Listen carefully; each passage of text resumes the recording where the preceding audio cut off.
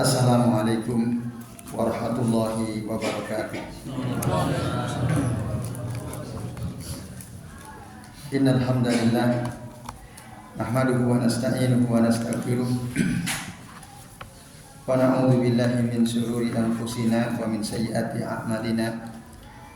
May yahdihillahu fala mudilla lahu wa may yudlil fala hadiya lahu. Asyhadu an la ilaha illallah wahdahu la syarikalah wa asyhadu anna Muhammadan abduhu wa rasuluh. Allahumma shalli wa sallim wa barik ala Muhammad wa ala ali Muhammad kama shallaita wa barakta ala Ibrahim wa ala ali Ibrahim fil alamin innaka Hamidum Majid. Amma ba'du. Bapak-bapak dan ibu-ibu serta jamaah sekalian rahimani wa rahimakumullah, ya, semoga kita semua yang hadir di majelis ini senantiasa dirahmati Allah Subhanahu wa taala. Amin ya Allah ya rabbal alamin. Alhamdulillah Bapak Ibu, pada malam ini atas izin Allah ya kita bisa berjumpa kembali untuk melanjutkan ngaji kitab Al-Aqidah As-Safariniyah ya, karya Al-Imam As-Safarini. Pada kesempatan kali ini insya Allah kita akan membahas mulai dari bait yang kedua ya, dan seterusnya. Mari kita perhatikan yang membawa kitab ya. Pada bait yang kedua Syekh As-Safarini beliau mengatakan hayyun alimun qadirun mawjudun qamat bihi al-asya'u wal wujud. Jadi Allah itu adalah hayyun yang maha hidup, alimun yang maha mengetahui, yang qadirun yang maha kuasa, mawjudun Allah itu ada ya, eksis. Qamat bihil asya'u wal wujud. Segala sesuatu ya, dan semua yang wujud itu ada karena Allah ya. Qamat bihi au billah al asya'u wal wujud. Semua, segala sesuatu, segala yang wujud di alam ini itu ada karena Allah. Qamat bihi, bihi itu kembali kepada Allah yang hayyun alimun qadirun mawjud tadi. Nah, Bapak Ibu dan hadirin sekalian rahimani wa rahimakumullah, kata hayyun ya, dalam keterangan dari Syekh Shalih bin Fauzan itu artinya ya, Bapak Ibu dan jamaah sekalian, yang maha hidup. Dan apa yang disebutkan dalam bait yang kedua ini ya, kata Syekh Shalih bin Fauzan ya, hayyun alimun qadirun mawjud wa hadhihi arba'u sifatin lahu subhanahu wa ta'ala. Ini adalah 4 sifat Allah subhanahu wa ta'ala sekaligus. Nah, nama kecuali yang terakhir, yang keempat ya. Hayyun itu Bapak Ibu dan jamaah sekalian, Allah disifati dengan hayyun, hidup, dan hidup Allah itu kamilah, hayatun kamilah, hidup sempurna, allati la ya'tarihi naumun wala mautun wala zawalun, yang tidak tidur, tidak pula mati, tidak hilang ya. Itu hidupnya Allah Subhanahu wa ta'ala. Nah, itu ditegaskan di dalam Al-Qur'an, misalnya surah Al-Baqarah ayat 255 ya. Allah mengatakan Allahu la ilaha illa huwa. Allah adalah zat yang tidak ada Tuhan yang disembah kecuali, tidak ada zat yang berhak disembah kecuali Dia, kecuali Allah. Siapa Allah itu? Al-Hayyul Qayyum. La ta'khuduhu sinatu wala naum.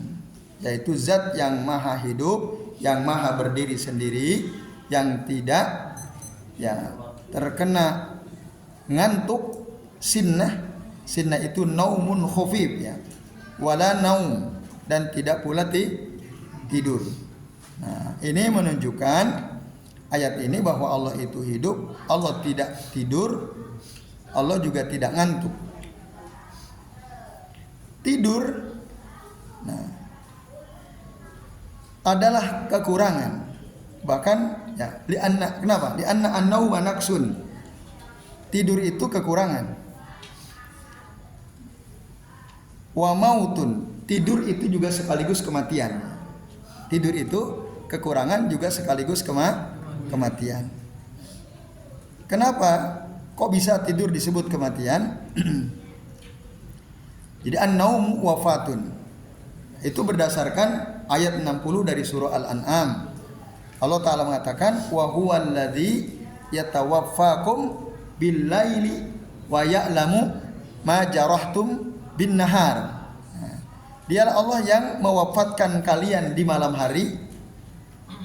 Wa ya'lamu ma jarahtum bin nahar. Dan Allah mengetahui apa yang kalian kerjakan di siang hari. Nah, yatawaffakum bil lail. Allah mewafatkan kalian di malam hari. Maksudnya Allah menjadikan kalian tidur di malam hari. Dalam ayat ini kata tidur ya, disebut dengan wafat. Yatawaffakum bil lail. Jadi bil lail ya. Jadi an-naum itu wafatun kata para ulama berdasarkan ayat ini. Nah, maka Allah itu adalah zat yang tidak pernah tidur, tidak ngantuk. Allah tidak mati ya. Allah itu senantiasa hidup. Bahkan dalam surah Al-Furqan ya ayat 58 Allah mengatakan ya, Al-Hayyul ladzi la yamut. Allah itu zat yang tidak pernah mati. Al-Hayyu alladzi la yamut. Al-Hayyu itu zat yang maha hidup, alladzi yang la yamut, tidak mati. Allah itu zat yang maha hidup dan tidak mati. Subhanahu wa ta'ala. Nah, hidupnya Allah itu bersifat zatiyah. Adapun hidupnya kita sebagai makhluk atau apapun ya makhluk yang hidup, fa innaha hayatun mamnuhatun lahum minallahi subhanahu wa ta'ala. Kita hidup, semua makhluk yang hidup, hidupnya itu adalah pemberian dari Allah subhanahu wa ta'ala. Betul atau tidak? Iya. Dia tidak hidup sendiri, tapi Allah yang ngasih kehidupan kepada makhluk, termasuk kepada kita tentu saja. Allah lah yang menghidupkan kita. Allah lah yang menghidupkan seluruh makhluk.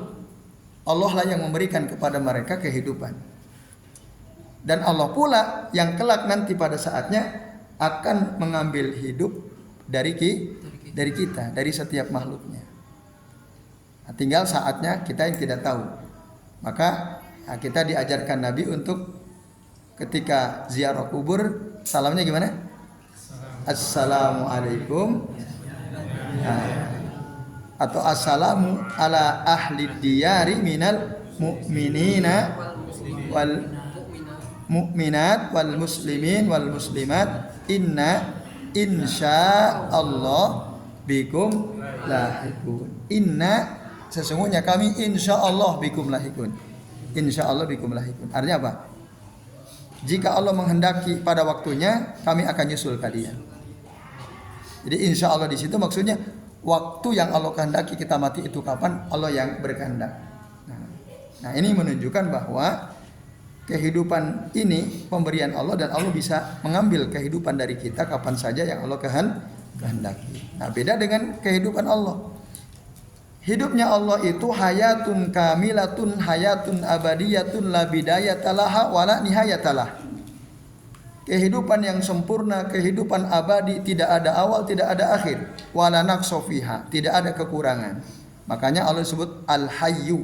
Al-Hayyu itu salah satu nama sekaligus sifat Allah Subhanahu wa ta'ala. Kaidahnya Bapak Ibu, dari setiap nama Allah terkandung sifat Allah. Tapi tidak setiap sifat Allah mengandung nama Allah, itu ya.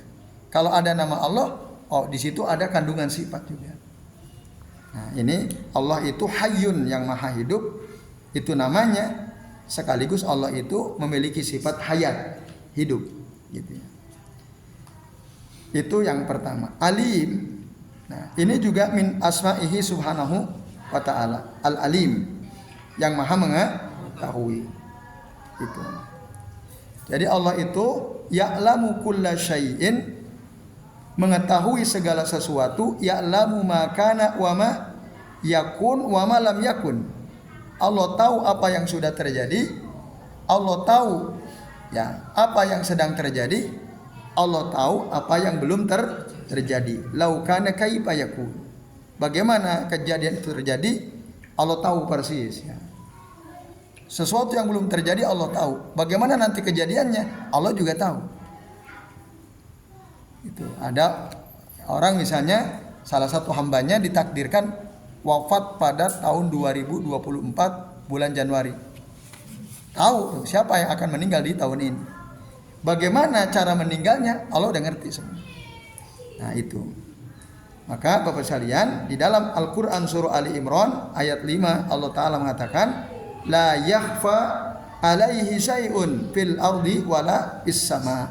Tidak ada ya satupun atau apapun yang tersembunyi dari Allah Ta'ala, baik di bumi maupun di langit. Semua Allah ngerti, semua Allah paham. Itu Bapak Ibu dan Ibu sekalian. Makanya Allah disifati dengan al-ilm. Sifatnya al-ilmu, namanya al-alim. Nah, al-ilmu al-muhit bi kulli syai'. Ilmu Allah itu mencakup segala sesuatu. Nah, itu keterangan dari kata al-alim. Kemudian qadirun.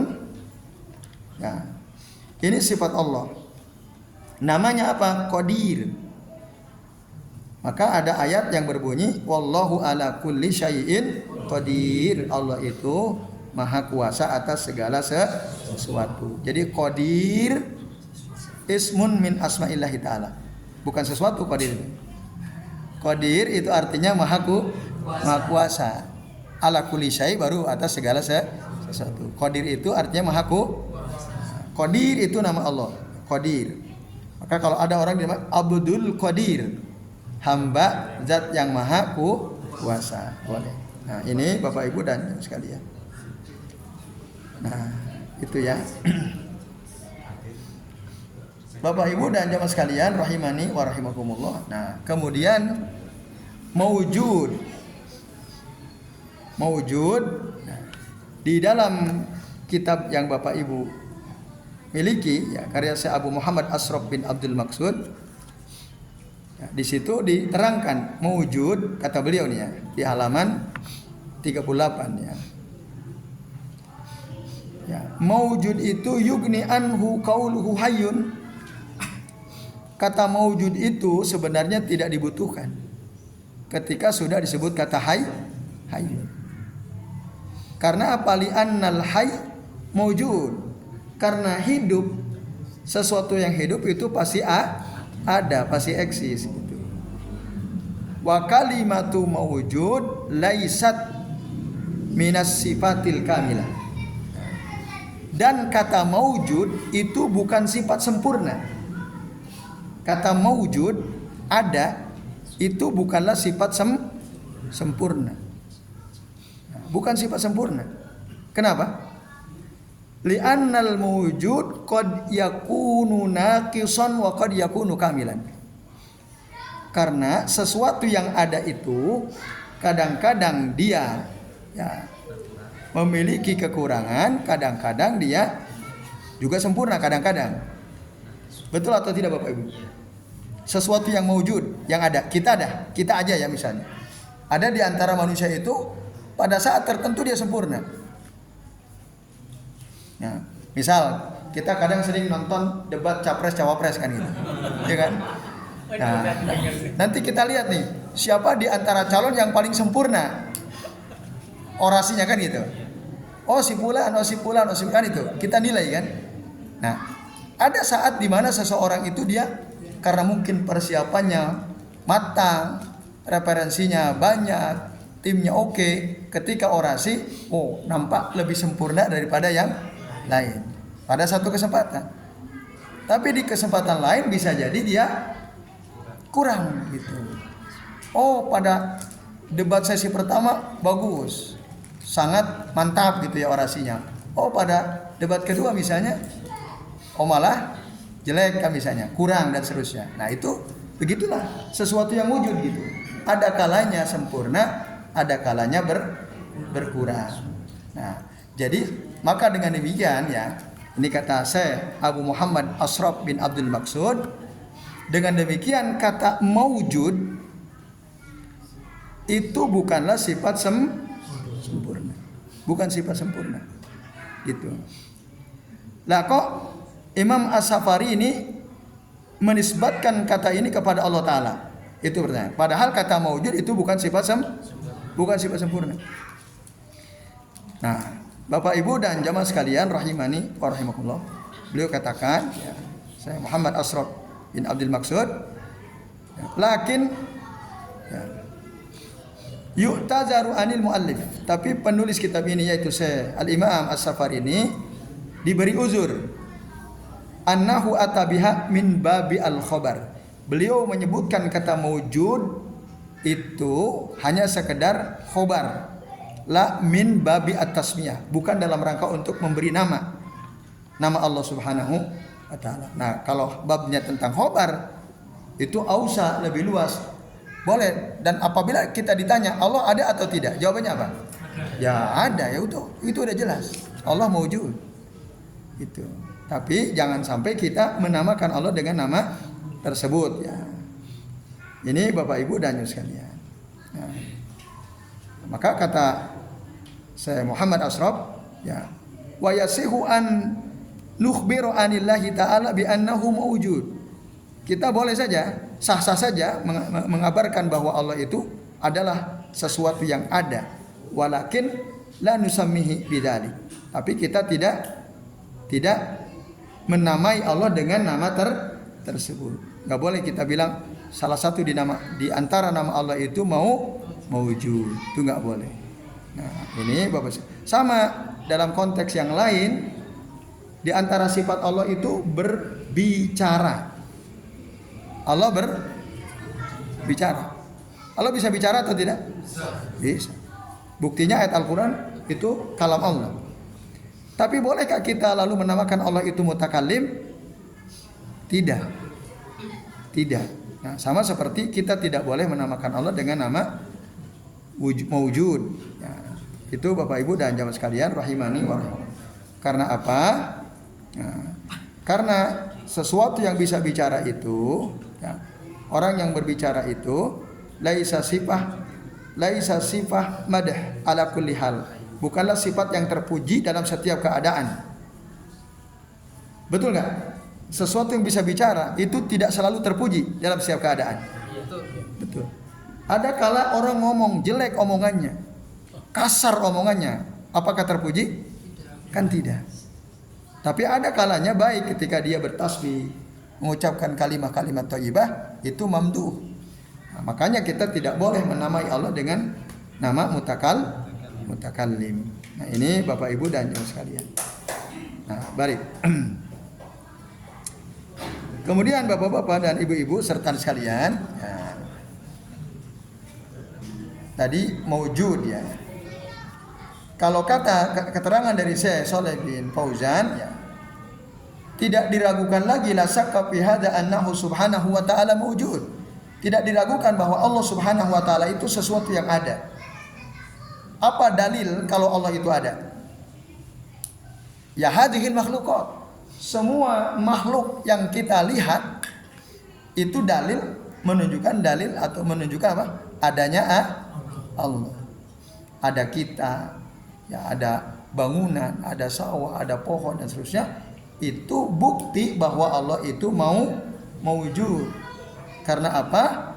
Li'anna kulla mawjudatin, karena setiap perkara yang ada itu la budda laha min mujidin. Pasti ada yang mengadakan. Pasti ada yang mengadakan.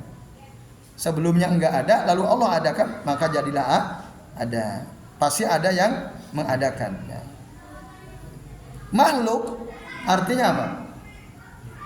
Makhluk apa artinya? Itu bahasa Arab itu. Yang diciptakan. Berarti setiap makhluk pasti ada khaliq yang menciptakan.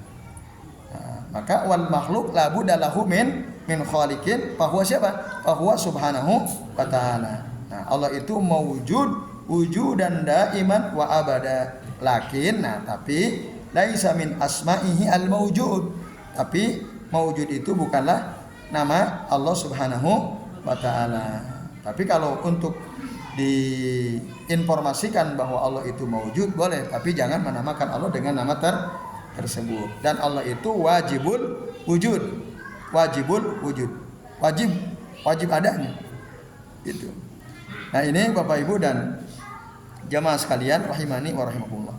Nah, ini ya teori bahwa ya, al-makhluqat la budalaha min khaliqin. Ya. Setiap makhluk yang diciptakan pasti ada penciptanya.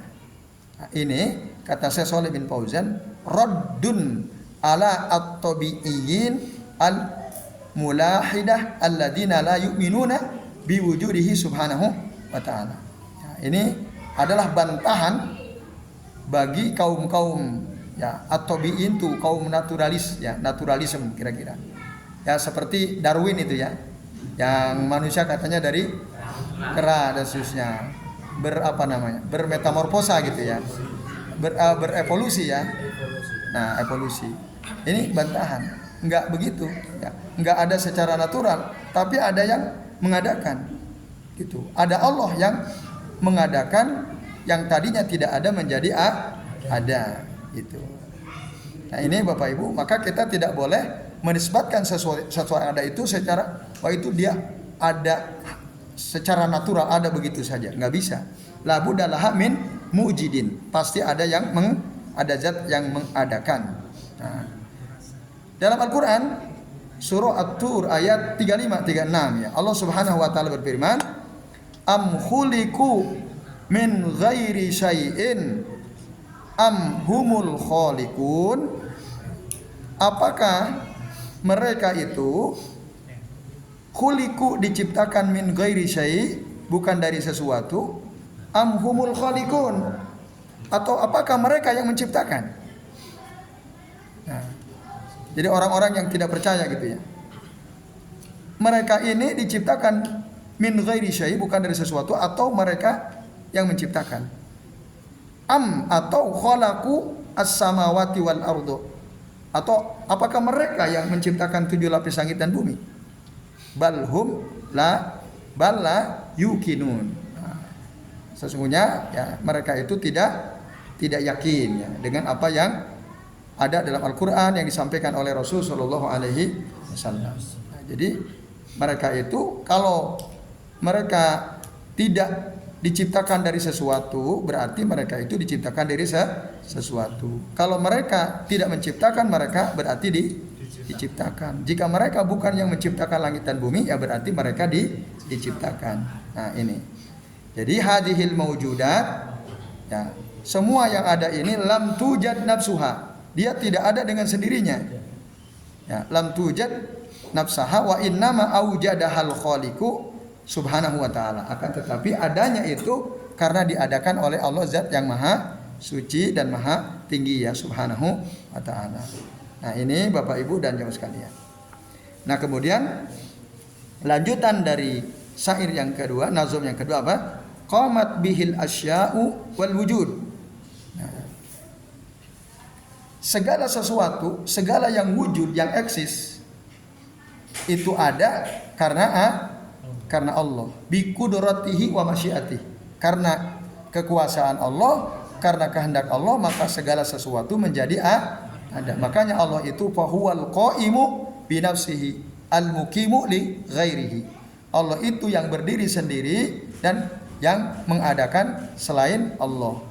Nah, inilah yang disebut makna al-qayyum. Apa itu al-qayyum? Al-qaimu bi nafsihi falaisa bihajatin ila ghairihi. Yaitu yang berdiri sendiri, tidak membutuhkan yang lain. Nah, maka ada di dalam salah satu zikir Rasul setiap pagi dan petang itu ada ya hayyu ya qayyum, yang duhai zat yang maha hidup dan maha berdiri sendiri, bi rahmatika astagis, dengan rahmatmu aku memohon pertolongan. Nah, aslihli sya'ni kullahu, perbaikilah seluruh keadaanku ini, wala takilni ila nafsi tarfata ainin abada, Janganlah engkau biarkan diri ini bersandar pada diri sendiri walaupun hanya sekejap mata selama-lamanya. Di situ ada kita memuji atau berdoa, itu zikir yang isinya doa. Dimulai dengan menyebut asma Allah, dan itu disuruh oleh Allah Ta'ala. Lillahil asmaul husna, Allah itu punya nama-nama yang baik, fad'uhu biha, maka berdoalah dengan nama-nama Allah itu. Nah itu prakteknya ya dicontohkan oleh Nabi tadi, ya hayyu ya qayyum bi rahmatika astaghits, dan seterusnya. Nah ini Bapak Ibu dan jamaah sekalian. Nah, jadi yang mengadakan segala makhluk itu baik dengan menciptakannya maupun dengan memberikan rizki kepadanya atau menumbuhkannya, ya, itu semua Allah. Menciptakan, memberi rezeki, memelihara, menumbuhkan, mengadakan, itu adalah semua Allah Subhanahu wa Ta'ala. Ya, maka seluruh makhluk itu butuh kepada Allah, termasuk langit dan bumi. Maka dalam Al-Quran surah Fatir ayat 41 Allah mengatakan, innallaha yumsikus samawati wal arda. Nah, sesungguhnya Allah lah yang yumsiku, ya, menahan langit dan bumi. Langit tidak jatuh, bumi tidak goncang, ya, antazula, tidak goncang. Wa inzalata, nah, jika Allah menghendaki bumi goncang, langit runtuh, in amsakahuma min ahadin min ba'di, apakah ada yang bisa menahannya, menahan langit dan bumi? Ya, setelah Allah tidak ada. Innahu kana haliman ghafura, sesungguhnya Allah itu Maha Penyantun lagi Maha Pengampun. Nah, Bapak Ibu dan jamaah sekalian rahimani wa rahimakumullah, ini ya keterangan dari bait yang kedua, ya, qomat bihil asya wal wujud. Baik, karena ini sudah waktu Isya, kita rehat sejenak. Silakan yang bertugas menjadi muadzin, Pak Tri atau yang lainnya.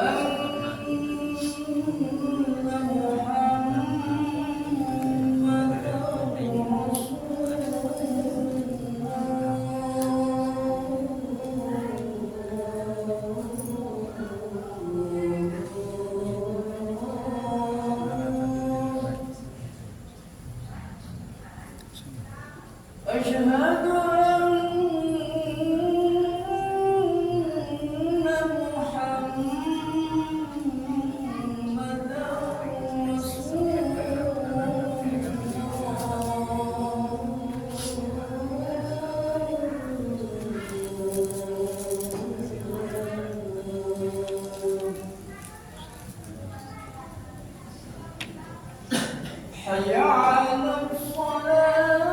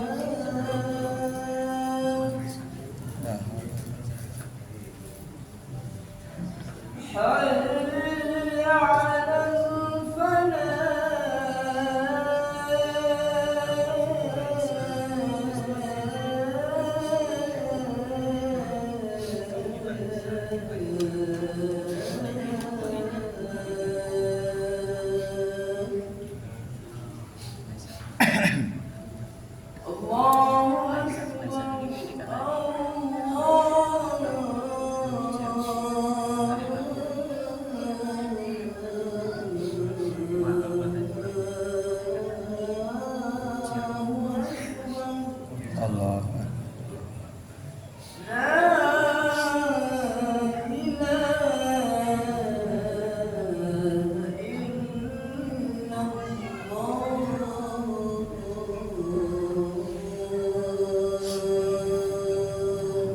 La ilaha illallah. Allahumma shalli wa sallim.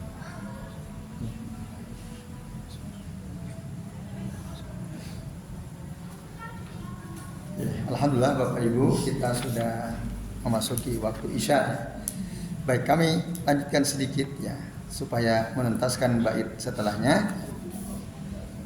Qala al-muallif rahimahullah, penulis kitab ini mengatakan dallat ala wujudihi al-hawadis.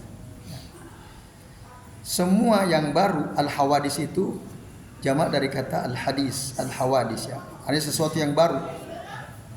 Al-muhdas, sesuatu yang baru. Menunjukkan akan keberadaan Allah Subhanahu wa taala. Segala yang baru itu menunjukkan keberadaan Allah Subhanahu wa taala. Subhanahu wa huwa al-hakimul warisu. Maha suci Allah, dialah zat yang maha bijaksana dan al-waris. Nah, al-waris itu artinya ya, al-baqi ya. Nah, maknanya ya, yang tetap ada gitu ya. Yang kekal, al-waris. Bukan ini bukan orang yang mewarisi harta orang lain, bukan gitu ya maknanya. Nah, baik. Bapak Ibu dan jemaah sekalian. Jadi dalam bait yang ketiga ini dijelaskan bahwa di antara dalil yang menunjukkan adanya Allah adalah segala sesuatu yang baru gitu. Itu adalah di antara tanda adanya Allah Subhanahu wa taala. Al-hawadis itu allati tahdusu ba'da an lam yakun, sesuatu yang ada ya ba'da an lam yakun, setelah sebelumnya tidak ada. Gitu. Maka setiap makhluk itu tidak sebelumnya tidak ada. Kulluha muhdasah, semuanya baru. Wa kullu maujudatin ba'da an lam takun, segala sesuatu yang ada ya sebelumnya itu tidak ada. Siapa lalu yang mengadakan? Allah Subhanahu wa taala. Nah, ini Bapak bisa lihat. Tapi ingat ya, laisa ya, ad-dalil ala wujudihi mujarradul hawadis. Ya. Hanya semata-mata perkara baru itu bukanlah satu-satunya dalil yang menunjukkan akan adanya Allah, bukan satu-satunya. Itu hanya salah satu.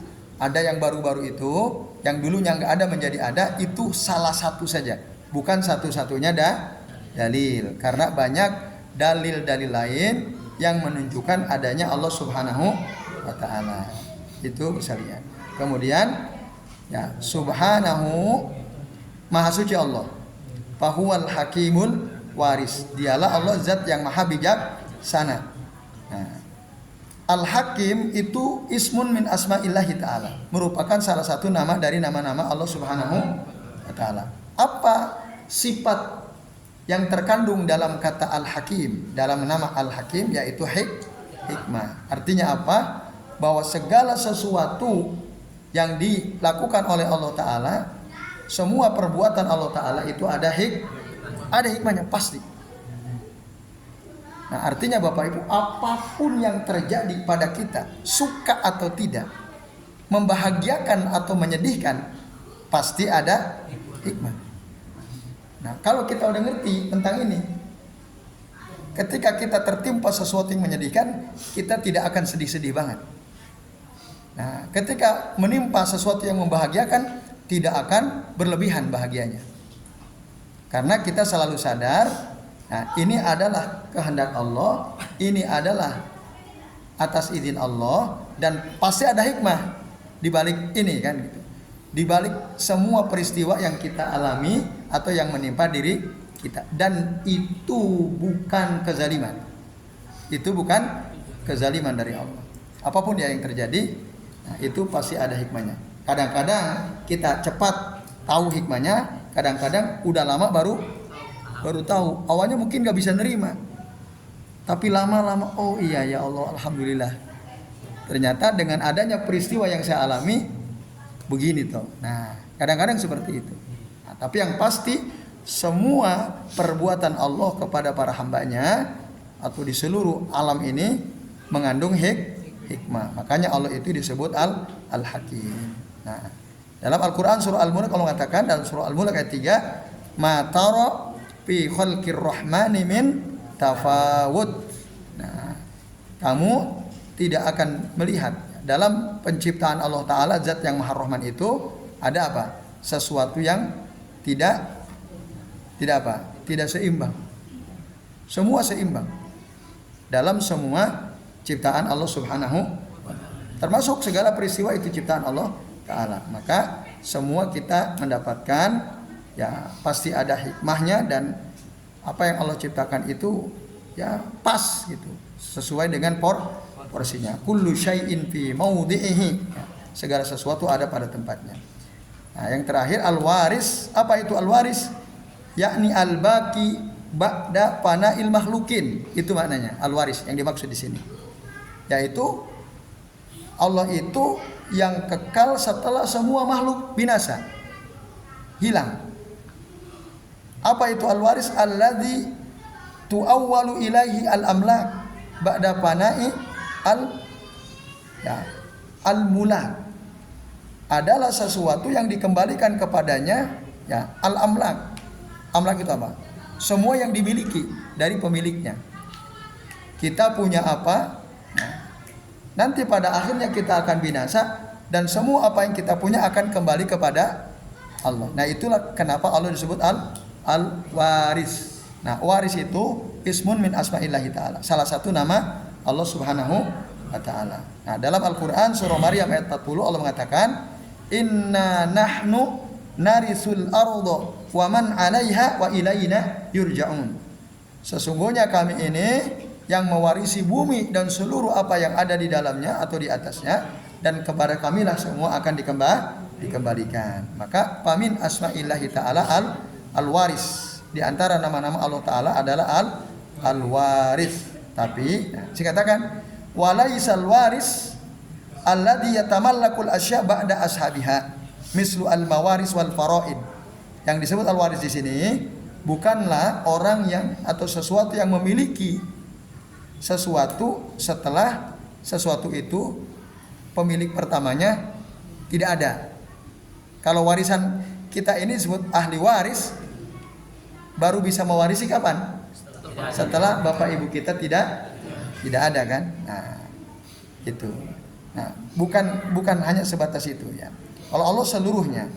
Nah, ini bapak ibu dan jamaah sekalian, jadi sesuatu yang kekal yang dikembalikan seluruh milik para makhluk itu kepada Allah. Dan nanti di hari akhir Allah akan bertanya kepada seluruh makhluknya, limanil mulkul yaum. Milik siapa kerajaan? Milik siapakah kerajaan pada hari ini? Semua ditanya.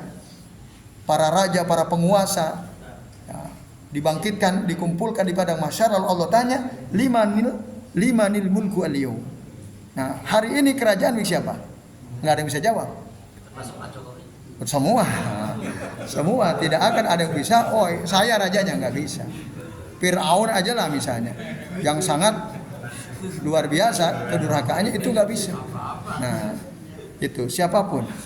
Nah, yang ada ya lillahil wahidil qahhar. Pada hari itu semua kerajaan kekuasaan adalah milik Allah, zat yang Maha Esa dan Maha Perkasa. Nah, semua nggak ada yang bisa ini kekuasaan saya, ini kerajaan saya, nggak ada yang bisa.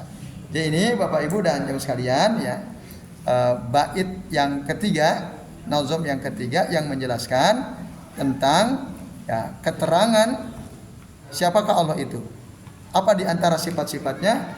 Nah, itu yang dijelaskan oleh penulis kitab ini yaitu Syekh Al-Imam As-Safari ini. Nah, dan diterangkan oleh diantaranya oleh Syekh Shalih bin Fauzan dan oleh Syekh Muhammad Ashraf bin Abdul Maksud ya rahimahullah. Jadi saya kira demikian Bapak Ibu. Ya, sebelum diakhiri apakah ada pertanyaan? Ya silakan kalau gitu. Setiap kehendak Allah kepada makhluknya itu mengandung hikmah. Hikmah sendiri itu apa? Dan bagaimana caranya kita itu bisa benar untuk membaca hikmah dari Allah Subhanahu wa taala. Ya. Setiap ada musibah atau apa, gimana caranya kita bisa benar membaca hikmah. Ya, baik. Itu saja. Ya, pertanyaannya berat ini ya. Ya. Monggo Mas Mari. Di tempat saya itu kalau habis adzan sering ada pujian Allah wujud kita, apa itu berarti bukan Asmaul Husna yang masro itu ya Ustaz. Oke. Bikinan takmir itu kan. Ya.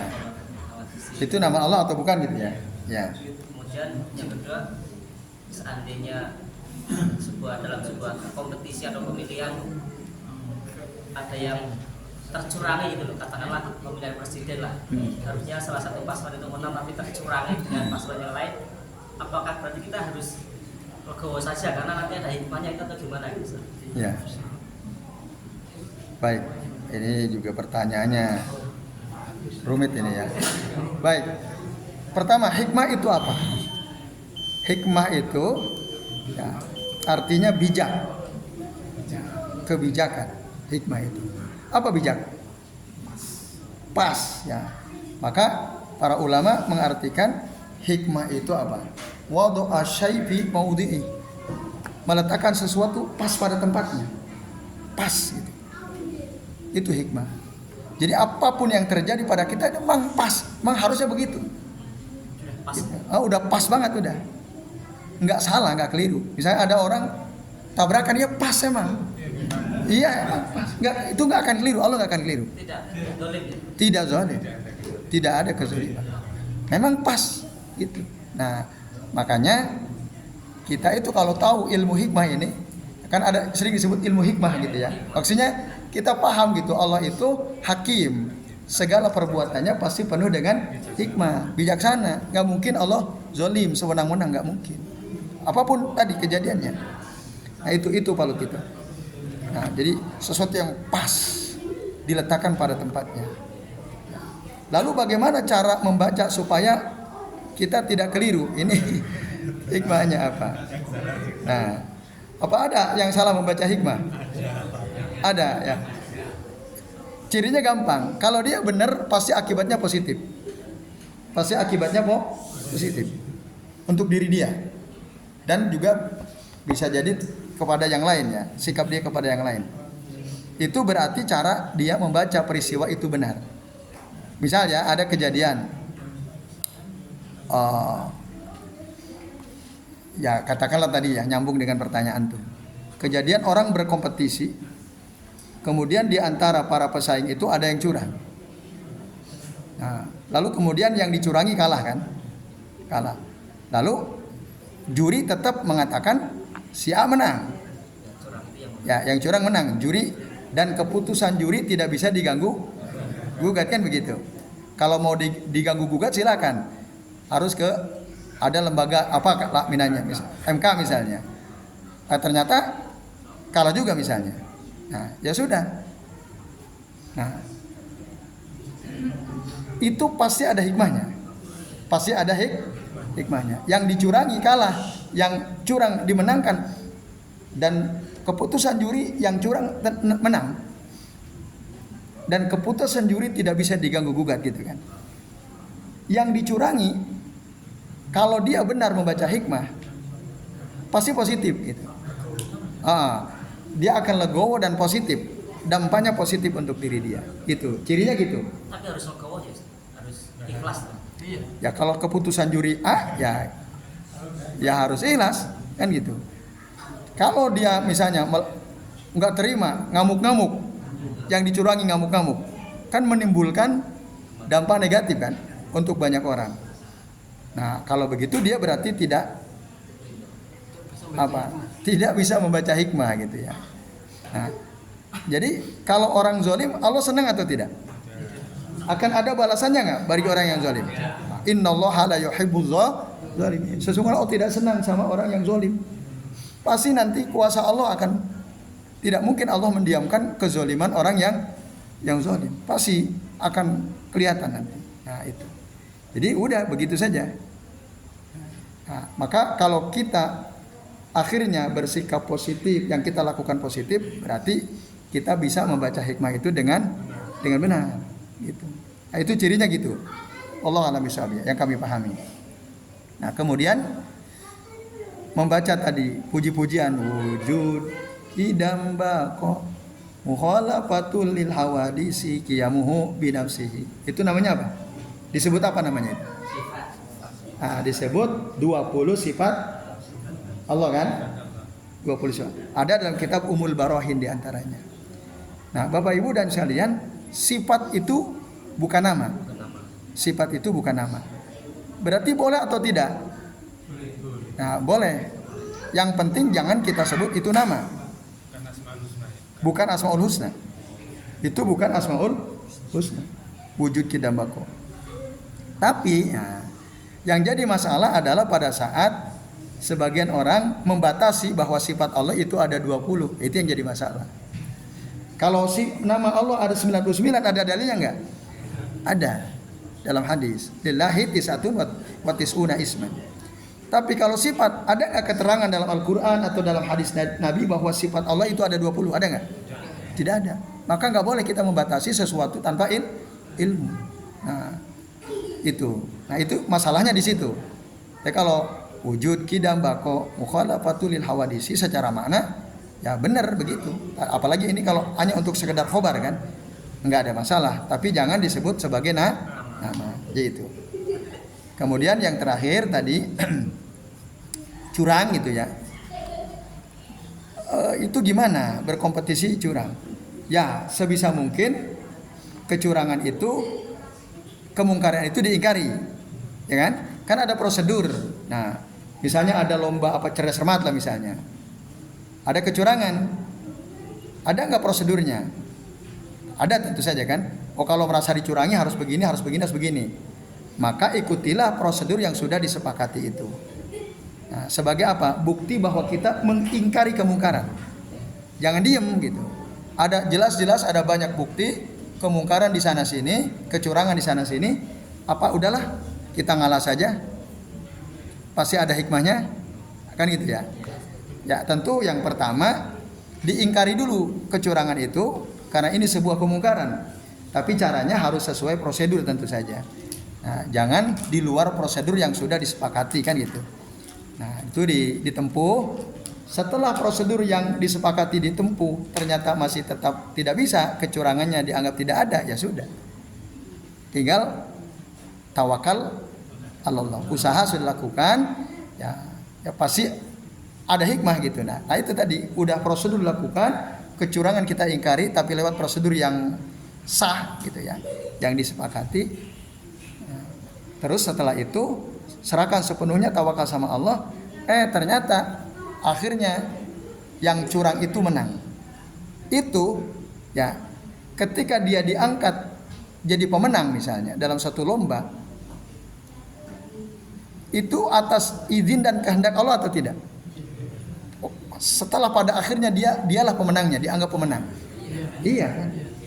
Iya. Walaupun usaha untuk mengingkari kemungkaran sudah pada akhirnya ternyata jurinya kong-kali-kong sama peserta cerdas cermat yang ada itu misalnya. Ya sudah berarti kan. Nah itu kita sudah berusaha mengingkari, ternyata ya prosedur sudah kita tempuh, tetap kita grup yang kalah misalnya, ya sudah.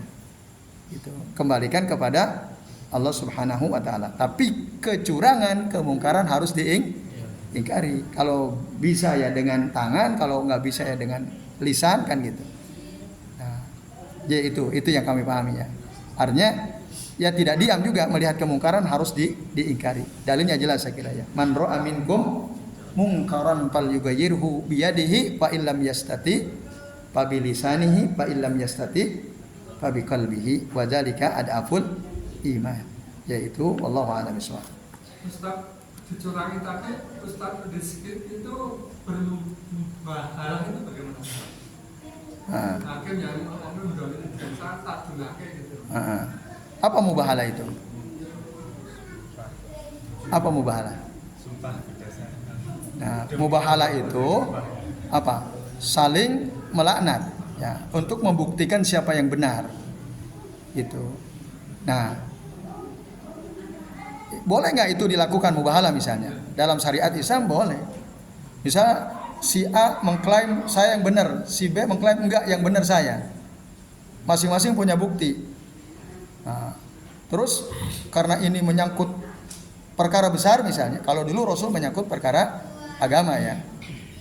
Nah, maka orang-orang kafir itu diajak mubahalah, tapi mereka nggak berani karena mereka tahu Rasul benar, mereka salah kan.